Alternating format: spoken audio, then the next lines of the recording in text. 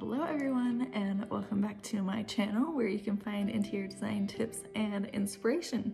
Today I'm going to talk about 3 different newer styles of design and kind of quickly just go through them, and I'm going to be making more in-depth videos on these 3 different styles in the future. In those future videos, I'll kind of talk about where inspiration came from for these different styles, how to recreate these styles, and why people are attracted to these different styles and why they might be a good fit for you. Those will be the next videos to come out.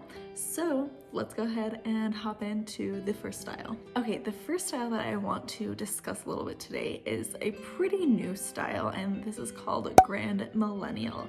You may or may not have heard of this new style, and it's really about taking vintage and modern design and meshing them together to get kind of this new traditional design. It's all about having inherited pieces. It's about finding things at the thrift store. Something that's happened in the interior design business during COVID is a lot of different furniture companies and construction companies, really the whole interior design business and industry has kind of taken not a step back, but just production's a lot slower. If you've tried to purchase any furniture online, I'm sure that you have been on back order, or it's taken like way longer than it usually typically would when buying furniture. Because of that, there has been a lot more thrift shopping, there's been a lot more buying off Facebook Marketplace, or just trying to find pieces that work because people want things sooner than the industry is able to give to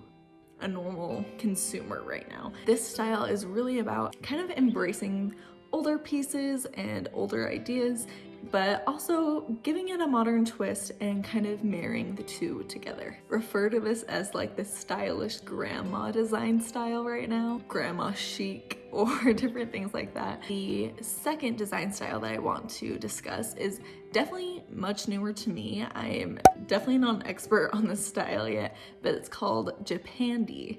And this is a mix of Japanese style and Scandinavian style, hence Japandi. Design style is pretty minimal and very functional. A lot of straight lines, a lot of natural elements, natural wood, organic, and just kind of light, bright. And the last style that I want to hit on, I don't know if you technically consider this a style or not, but it's biophilic design, which in commercial and hospitality design, the medical field, biophilic design is something that's become more and more introduced into those areas of design, and they have a very heavy focus on nature and the environment. So think of like living walls, lots of windows, kind of merging indoors and outdoors together.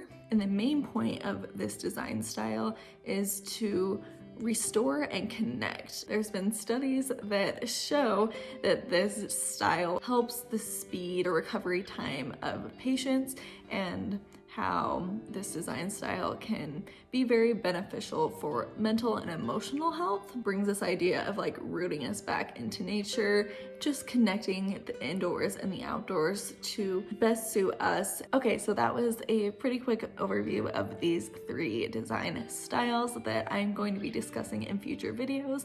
I'll just go ahead and go in the order of the way I mentioned them here. So next week you can count on me talking about Grand Millennial style more in depth to see if this is something that you may want to introduce into your home, and different ways that you can recreate the Grand Millennial style in your house.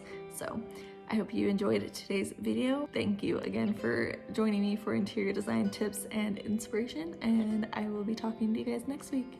Bye.